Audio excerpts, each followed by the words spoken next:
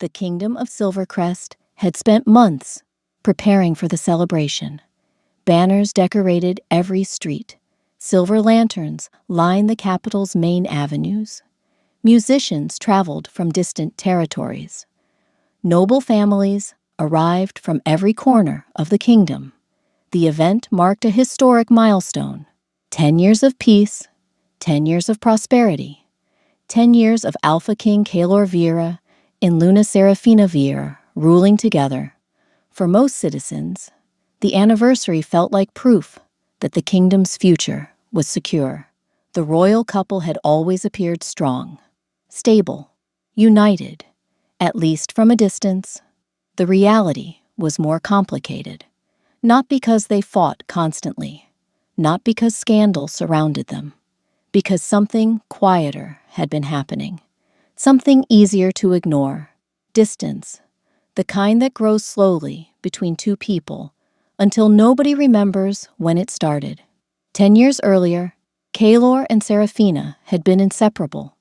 They attended meetings together, traveled together, built the kingdom together. Their partnership became one of Silvercrest's greatest strengths. But kingdoms have a way of changing people. Responsibilities multiplied, schedules filled, priorities shifted. Over time, they spent less time together, then less, then even less.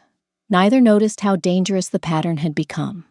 Not until others began noticing first. Her name was Vivian Ashcroft, a beautiful noblewoman from one of Silvercrest's oldest families. At first, her presence seemed harmless. She attended charity events, royal hunts, diplomatic receptions, the same places dozens of nobles appeared every year. Then, people started seeing her everywhere, always near the king, always smiling when he spoke, always receiving his attention. The court immediately noticed. Courts always do. Rumors spread quickly through palace corridors. Servants whispered, nobles speculated, council members exchanged concerned looks. Yet nobody said anything openly, because accusing a king of impropriety required evidence. And technically, there wasn't any. No scandal, no public declarations, no confirmed affair, just appearances, repeated appearances. Unfortunately, appearances matter, especially when a Luna is standing nearby. One evening, during a royal banquet, a young noblewoman made the mistake of speaking too loudly. "I think she spends more time beside the king than the Luna does." The comment spread through the room instantly. Several guests looked toward Serafina, waiting for a reaction. She gave none. No anger, no tears, no public confrontation. She simply continued her conversation as though she hadn't heard. Many people interpreted that silence as weakness. Others interpreted it as indifference. Neither explanation was correct. Serafina cared deeply. She simply wasn't interested in competing for attention. Not with another woman. Not with anyone. Instead, she watched and waited, because eventually, every person reveals who they are, especially when given enough opportunities. The anniversary celebration would provide one more opportunity, perhaps the final one. As sunset approached, thousands gathered inside the royal plaza. The kingdom waited. The royal family took their places upon the platform.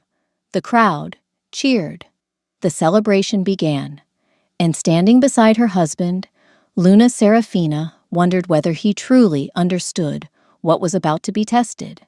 The royal plaza had never been so crowded. Thousands filled the streets surrounding the palace. Citizens stood shoulder to shoulder beneath silver banners. Foreign ambassadors occupied reserved sections near the front. Noble families gathered beneath decorated pavilions. Every available space overflowed with people, all waiting to celebrate 10 years of peace. At the center of it all stood the royal platform. Alpha King Kalor Vieira occupied the throne-like ceremonial seat. Luna Serafina stood beside him, elegant, composed, every inch the Luna Silvercrest had admired for a decade. The crowd erupted into applause as the ceremony officially began. Musicians performed. Council elders delivered speeches. Foreign dignitaries offered congratulations. One by one, the kingdom's achievements were celebrated. The atmosphere remained festive, hopeful, proud, exactly as planned. Then Kalor stepped forward. The applause doubled instantly. Whatever rumors existed within the palace walls, the people still loved their king. Kalor smiled confidently.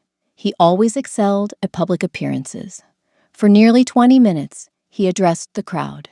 He spoke about prosperity, growth, unity, the future of Silvercrest. The audience listened attentively. Everything seemed normal. Then something changed. Kalor paused unexpectedly. His gaze shifted toward a section of nobles standing near the platform.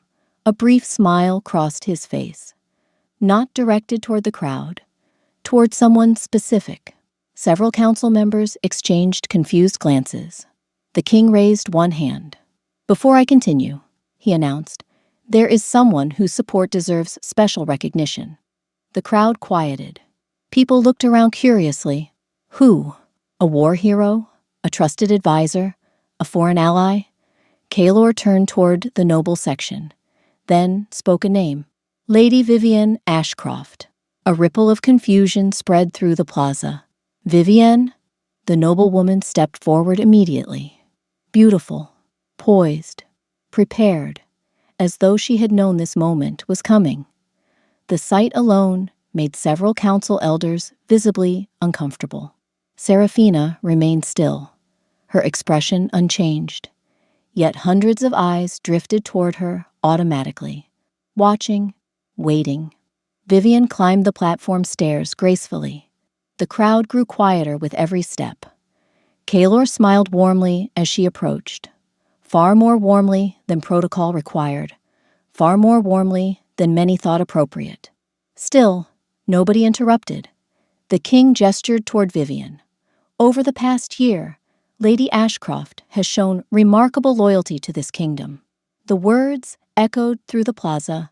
A few nobles shifted uneasily. Kalor continued. Her intelligence, dedication, and unwavering support deserve recognition. The compliments themselves weren't the problem. The setting was. The timing was. The fact that Luna Serafina stood only a few feet away was. The crowd sensed it immediately. The atmosphere changed. Not dramatically, subtly. Like a storm gathering on the horizon. People stopped focusing on the speech. They started studying the platform. The king, Vivienne, the Luna. Something felt wrong. Dangerously wrong. Then Kalor took another step toward Vivienne, close enough that whispers immediately spread through the crowd. The council elders looked alarmed now. One advisor actually stood from his seat, as if considering intervention. Too late, because the king had already made his decision. And moments later, he reached for Vivienne's hand. The moment Kalor took Vivienne's hand, the royal plaza fell silent. Not gradually, instantly. Thousands of voices disappeared. The musicians stopped playing. Even the wind seemed to pause, because everyone understood what they had just witnessed. The gesture itself wasn't scandalous. A king could shake hands, offer assistance, show appreciation. But context changes everything. And standing only a few feet away was Luna Serafina, his wife, his partner of 10 years, the woman the celebration was supposedly honoring. The silence spread across the plaza like a wave. Nobles exchanged nervous looks. Foreign dignitaries watched with growing fascination. Council members looked horrified. One elderly elder rose abruptly from his seat. "Your Majesty." Warning filled his voice. Kalor ignored him. Whether through arrogance or blindness, nobody knew. Perhaps both. Still holding Vivienne's hand, he continued speaking. His smile never faltered. Silvercrest has prospered because of people willing to serve without seeking recognition. The irony was painful, almost unbearable, because the description fit another person standing on that platform far better than Vivienne, Serafina. For 10 years, she had built charitable networks across the kingdom, negotiated community partnerships, resolved disputes, supported initiatives that transformed countless lives. Much of Silvercrest's success carried her fingerprints. Yet now, before the entire kingdom, someone else received praise that should have belonged to her. The crowd noticed, and the longer Kaelor spoke, the more uncomfortable the atmosphere became. People stopped looking at him. They started watching Serafina, waiting. Would she interrupt? Would she confront him? Would she finally react? The anticipation became almost unbearable. Vivienne noticed it too. For the first time, uncertainty flickered across her face, because suddenly, she wasn't the center of attention anymore. The Luna was, not because she was speaking, because she wasn't. Serafina remained perfectly still, calm, composed, almost peaceful. The expression unsettled everyone, especially those who knew her, because anger would have been predictable. Tears would have been understandable. This serenity felt different, final. The realization spread through the council first, then the nobles, then the crowd. Something important was about to happen. Kaelor continued talking, still unaware, still praising Vivienne, still making the same mistake. Then Serafina smiled, a small smile, barely visible. Yet somehow it commanded more attention than the king's entire speech. The plaza grew even quieter, if such a thing was possible. Slowly, Serafina lifted one hand. No one understood why. At first, then her fingers touched the Luna crown, resting upon her head. A collective breath caught across the kingdom. The crown wasn't jewelry. It wasn't decoration. It represented marriage, duty, partnership, the trust between ruler and Luna. For 10 years, Serafina had worn it proudly. Now she carefully lifted it free. The movement felt unreal, impossible. No one spoke. No one moved. Even Kaelor finally stopped talking. Confusion crossed his face as he watched his wife remove the symbol of her position. The entire plaza stared, frozen, waiting. Serafina looked at the crown for several seconds. Then she stepped forward and placed it gently upon the royal podium. Not thrown, not discarded. Returned. The distinction mattered. Finally, she looked directly at Kaelor. The king suddenly felt something unfamiliar. Fear. Then, Serafina spoke 4 simple words. "You've made your choice." And the kingdom knew nothing would ever be the same again. For several seconds after Serafina spoke, nobody moved. The royal plaza remained trapped in stunned silence. Thousands of people stared at the Luna crown resting on the podium. The symbol of 10 years. The symbol of a marriage. The symbol of a kingdom, now abandoned between a husband and wife who suddenly looked like strangers. Kaelor frowned, not because he understood what was happening, because he didn't. That was the problem. Even now, standing before the entire kingdom, he still hadn't grasped the magnitude of his mistake.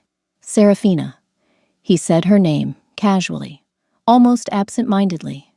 The way someone calls after a person leaving a room, not a person leaving their life. The Luna didn't stop. She turned away from the podium and began walking toward the palace steps, calmly, gracefully, without hesitation. The crowd watched in complete disbelief, because they understood something the king apparently did not. This wasn't a dramatic gesture. This wasn't an argument. This wasn't a threat. It was a decision. A final one. "Serafina," Kaelor called again, this time louder. Still she didn't stop, didn't look back, didn't acknowledge him. The silence spreading through the plaza felt heavier than any scream.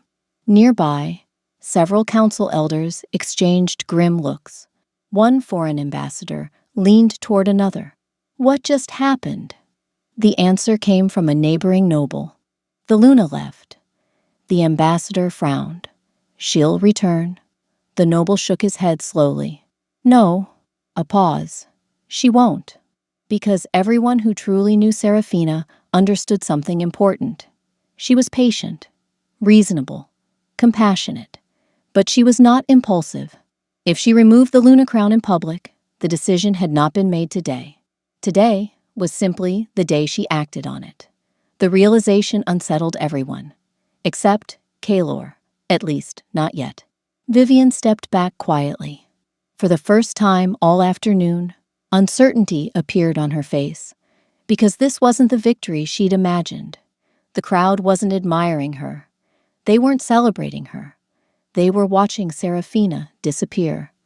And somehow that made everyone else seem insignificant. The ceremony ended early. No official announcement explained why. None was needed. The kingdom had witnessed enough. By sunset, the entire capital was talking about one thing. Not the king's speech, not the celebration, the Luna crown, the walk away, the choice. Inside the palace, servants moved through the halls in uneasy silence. No one knew what would happen next. Rumors spread faster than facts. Some claimed the Luna locked herself in her chambers. Others claimed she confronted the king privately. A few insisted reconciliation was already underway. Every rumor was wrong, because while the palace speculated, Serafina was packing. Not emotionally, not dramatically, methodically, carefully, as though she'd already rehearsed every step. By midnight, several trusted attendants helped prepare her belongings. Before dawn, a carriage waited beyond a private palace gate. No royal escort accompanied her. No farewell ceremony marked her departure. Only quiet determination. And as the first light of morning touched the horizon, Luna Serafina Vira left the capital behind, without the crown, without the title, without the man who never realized she was truly gone until the kingdom started falling apart. At first, Kaelor believed the situation would calm down. That was his second mistake. The first had happened on the platform. The second happened afterward. Like many people who take loyalty for granted, he assumed there would be another conversation, another opportunity, another chance to explain. Surely Serafina simply needed time. Surely she would return. Surely 10 years of marriage could not end in a single afternoon. Unfortunately, reality disagreed. The consequences arrived immediately. 3 foreign delegations canceled pending negotiations. Not permanently, officially, but everyone understood the message. Those agreements existed largely because Serafina had spent years building trust with neighboring territories. Now she was gone, and so was that trust. A week later, several charitable organizations suspended royal partnerships. Community leaders requested clarification regarding future funding and support. The palace struggled to provide answers, because nobody knew the answers, not even the king. Then came the regional governors. One by one, they submitted reports detailing delays, confusion, and administrative problems. Projects that normally ran smoothly suddenly stalled. Miscommunications increased. Small issues became larger ones. The pattern repeated across the kingdom, everywhere. The deeper officials investigated, the more unsettling the truth became. Serafina's influence existed far beyond ceremonial duties, far beyond public appearances. She had quietly built systems, relationships, networks, structures, the invisible foundations beneath countless successful programs. Foundations no one appreciated because they rarely saw them. Until now. One afternoon, Kaelor attended a meeting regarding agricultural development. A simple matter. Or it should have been.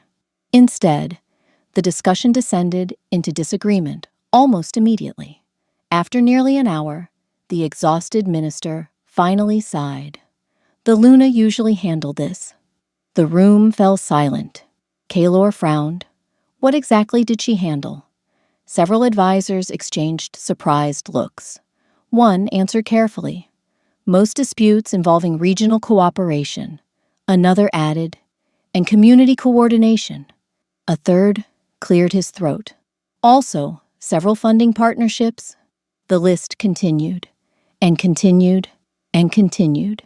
With every answer, Kaylor felt increasingly uncomfortable, because he genuinely hadn't known. Not the scope of it, not the scale, not how much of the kingdom functioned, because Serafina quietly ensured it did. Days later, another crisis emerged. Then another. Then another. The same explanation followed each time. The Luna managed that. The Luna organized that. The Luna resolved that. The phrase became impossible to escape. By the end of the second week, Kaylor hated hearing it. Not because it was inaccurate, because it was, painfully, humiliatingly, accurate. One evening, after a particularly difficult council session, the king wandered through the palace alone. The halls felt strangely different now, quieter, emptier. Eventually, he reached the royal wing. Without thinking, he glanced toward the throne room, then stopped. For the first time, he noticed something unsettling. The secondary throne remained empty. No Luna occupied it. No replacement sat beside him. No one filled the space Serafina left behind. And suddenly, the empty seat felt less like furniture, more like evidence. Evidence of absence. Evidence of failure. Evidence of someone whose value became visible only after she disappeared. That night, unable to ignore the growing questions any longer, Kaylor made a decision. He needed answers, real answers, not rumors, not reports, not assumptions. Only one place could provide them. Late that evening, the king stood before the door to Serafina's private study, a room he hadn't entered in years. Slowly, he reached for the handle and stepped inside. Serafina's study looked exactly as she had left it. Orderly, elegant, quiet. Moonlight filtered through tall windows, casting pale silver across the room. Nothing appeared disturbed. Nothing appeared rushed, which somehow made her absence feel even more real. Kaylor stepped inside, slowly. For a moment, he simply looked around. The room felt unfamiliar, not because he had never seen it, because he had never truly paid attention to it, much like its owner. Bookshelves lined the walls. Maps covered several tables. Neatly organized folders occupied every available surface. The sheer volume of work surprised him immediately. Community development reports, educational initiatives, trade agreements, charitable programs, diplomatic correspondence, page after page of responsibilities. He never realized Serafina managed personally. Kaylor moved deeper into the room. His discomfort grew with every document, because the evidence was impossible to ignore. For years, he assumed Serafina assisted the kingdom. The truth was far larger. She helped hold parts of it together, quietly, consistently, without recognition. Hours passed. The king barely noticed. Then he found the letter, a single envelope resting in the center of her desk, addressed simply Kaylor. His chest tightened unexpectedly. The handwriting was unmistakably hers. For several seconds, he stared at it, then opened it carefully. Inside rested a single page. No dramatic farewell, no pages of accusations, no list of grievances, just one paragraph. Kaylor began reading. A mistress didn't destroy our marriage. The first sentence alone made him flinch. He continued, Your decision did. The room suddenly felt smaller, quieter, harder to breathe in. Not because you loved another woman. Kaylor closed his eyes briefly, then forced himself to continue. But because you stopped respecting the one standing beside you. The words landed harder than anger ever could have. Because they were true, painfully true. Every dinner he skipped, every conversation postponed, every moment he dismissed her presence, because he assumed it would always remain. The letter wasn't describing one mistake. It was describing years of them. There is no rival in this story, Kaelor. His grip tightened around the paper. Because Seraphina was right. This had never been about Vivienne. Not really. Vivienne simply exposed a problem that already existed. The final sentence shattered whatever defenses remained. Only a choice. And you made it publicly. Silence filled the room. Complete silence. Kaelor lowered the letter slowly. For a long moment, he simply stared at the desk, unable to move, unable to argue, unable to deny a single word, because every sentence carried the weight of truth. And truth is difficult to fight when you finally see it clearly. Hours later, as dawn approached, a knock interrupted the silence. One of his advisors entered cautiously. "My king." Kaelor looked up. The advisor hesitated, then placed a report on the desk. "We've finally located her." The words instantly cut through the fog of regret. Kaelor straightened. For the first time in weeks, his attention sharpened completely. The advisor slid the report forward. "A coastal territory several kingdoms south." Kaelor opened it immediately. The first page contained a simple summary. Luna Seraphina Vire had not disappeared. She had begun building something new. And suddenly, the king realized there was only one thing left to do. He had to find her. The journey took 5 days. 5 days of uninterrupted thought, which proved unfortunate for Kaelor, because the more time he had to think, the more difficult it became to ignore the truth. Every mile seemed to carry another memory. A dinner he skipped, a conversation he postponed, a moment he assumed would always be available later. By the time he reached the coastal territory, regret had become impossible to separate from reality. Still, he continued, because somewhere beyond the cliffs and harbors lay the woman he had spent months trying to understand. The territory sat beside a vast blue sea. Fishing villages dotted the shoreline.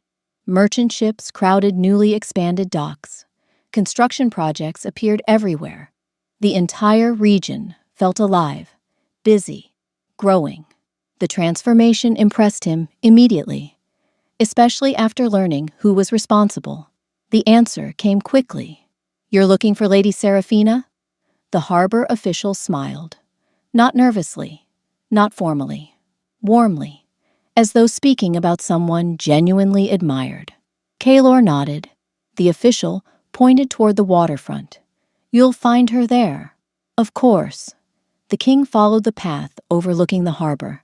The sounds of construction echoed through the air. Workers unloaded supplies. Engineers reviewed blueprints. Merchants discussed trade routes. Everywhere he looked, progress surrounded him. Then he saw her. Seraphina stood near a long wooden table, covered in maps and plans. Several community leaders listened attentively as she spoke, confident, focused, respected. Kaelor stopped walking, because for the first time since she left, he truly saw her. Not as Luna, not as his wife, as herself, and the sight unsettled him. Not because she looked different. She didn't. The difference was something deeper. She looked lighter, as though a burden had been removed from her shoulders. People approached her constantly. A fisherman thanked her for helping expand the harbor. A merchant praised a trade initiative she organized. A village elder greeted her with obvious affection. The admiration felt natural, earned, and impossible to miss. For years, Kaelor had watched people respect Seraphina. Now he understood something important. This wasn't respect for a title. It was respect for her, the woman, not the Luna, not the crown, her. Eventually, Seraphina looked up. Their eyes met across the harbor. Surprise flickered across her face. Briefly, then disappeared, replaced by calm recognition. Nothing more. No anger, No tears, no visible resentment. Somehow, that felt worse, because she looked exactly like someone who had already moved on. Kaylor approached slowly. The leaders around her noticed immediately and stepped back, giving them space. For several moments, neither spoke. The sea breeze moved between them. Finally, Kaylor broke the silence. "Serafina," she offered a polite smile, the kind given to old acquaintances. Not husbands, not former partners, just people from another chapter of life. Kaylor. The distance contained within that single word hit harder than any accusation, because for the first time, he understood what absence truly meant. Not missing someone, losing your place in their future. Still, he had not traveled 5 days to remain silent. There were things he needed to say, things he should have said long ago. So he took a breath and asked the only question that mattered. "Will you speak with me?" Serafina studied him quietly, then nodded once, and together they walked away from the harbor, toward a conversation both of them knew was long overdue. The path overlooking the sea was quiet, far enough from the harbor to avoid interruptions, close enough to hear the waves striking the cliffs below. For several minutes, neither spoke. The silence wasn't hostile. It simply carried the weight of everything left unsaid. Eventually, Kaylor stopped walking. Serafina turned toward him, waiting, patient as always. The realization stung. Even now, after everything, she remained more gracious than he deserved. "I was wrong." The words came out quietly, without excuses, without qualifications, just truth. Serafina nodded once. Yes, the simple agreement hurt more than anger would have, because there was nothing to argue against. Kaylor looked toward the ocean, then back at her. "I thought I had time." The confession sounded foolish now, but it was honest. "I thought we'd talk later. I thought we'd fix things later. I thought you'd always be there." Each sentence felt worse than the last, because he finally understood what those assumptions really meant. Complacency, neglect, entitlement. Serafina listened without interruption. When he finished, she folded her hands together. The ceremony wasn't the beginning. Kaylor nodded immediately. "I know. The anniversary celebration merely exposed what already existed. The damage had happened long before that. Long before Vivian. Long before the rumors. Long before the public humiliation. It started years earlier." Serafina's voice remained calm, measured, painfully reasonable. "When you stopped seeing me as a partner." The words settled heavily between them. Kaylor lowered his gaze, because once again she was right, not intentionally, not maliciously, but gradually. He stopped asking for her opinion, stopped making time for conversations, stopped noticing her contributions, until eventually her presence became something he expected rather than appreciated. Serafina continued. "People think I left because of Vivian." A faint smile appeared. "They're wrong." Kaylor looked up. She wasn't smiling because the situation amused her. She was smiling because the misunderstanding felt almost ironic. Vivian wasn't the reason. The statement surprised no one. Not anymore. Then what was? Serafina held his gaze. Respect. One word. Simple. Devastating. The sea breeze moved around them. Neither spoke for several seconds. Then she continued. "When you took her hand in front of the kingdom, you answered a question I'd been asking myself for a long time." Kaylor's chest tightened. "What question?" Serafina's expression softened slightly. "Where did I stand in your priorities?" The answer had arrived publicly, before thousands of witnesses, and that was the part he could never undo. Not the gesture itself, what it represented. For the first time, genuine shame entered Kaylor's voice. "I'm sorry. I know." The response came immediately. Not dismissive, not cold, simply true. She believed him. That somehow made everything worse, because regret did not change consequences. Finally, Kaylor asked the question he'd been carrying since arriving. The question he already feared he knew the answer to. "Come back with me." The words hung between them. Fragile, hopeful, desperate. For a long moment, Serafina said nothing. Then she smiled, sad, kind, final, and Kaylor understood the answer before she ever spoke. For several moments, neither of them spoke. The ocean stretched endlessly beyond the cliffs. Waves crashed against the rocks below.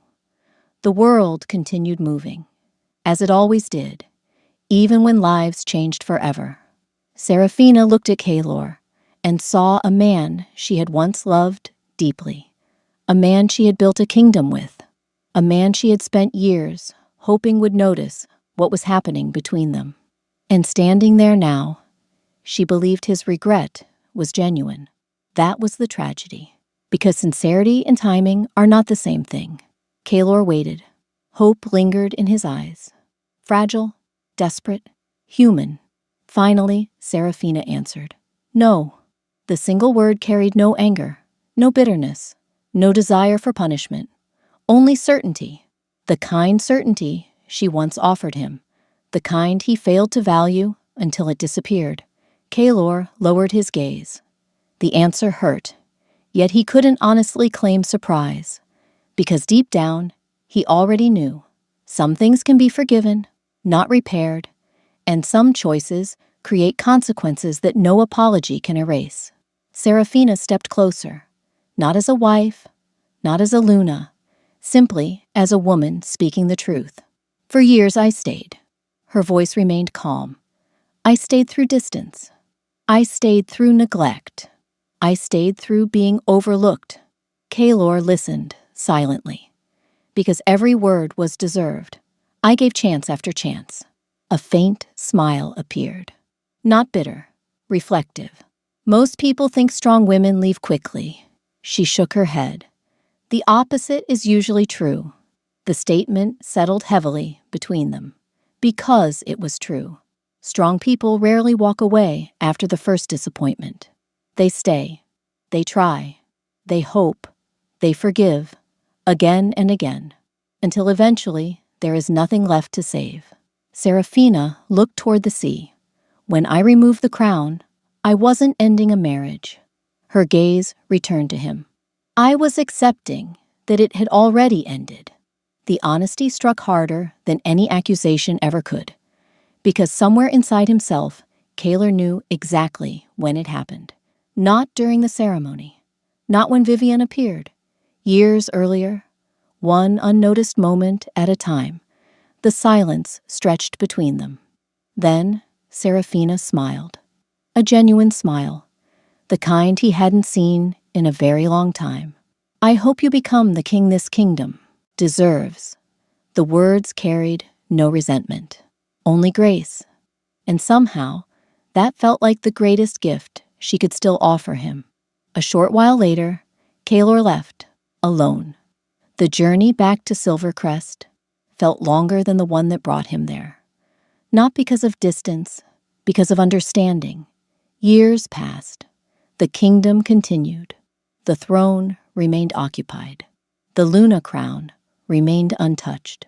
No replacement ever wore it. No ceremony reclaimed it.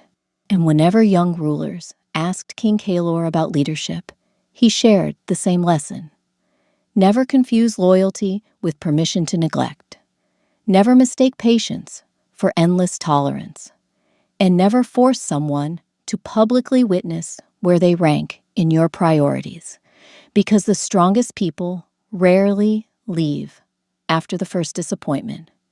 They leave after giving you countless opportunities to notice. Serafina never returned for the crown. She didn't need to, because the crown had never been the source of her value. She left it behind and took with her everything that had truly made it meaningful.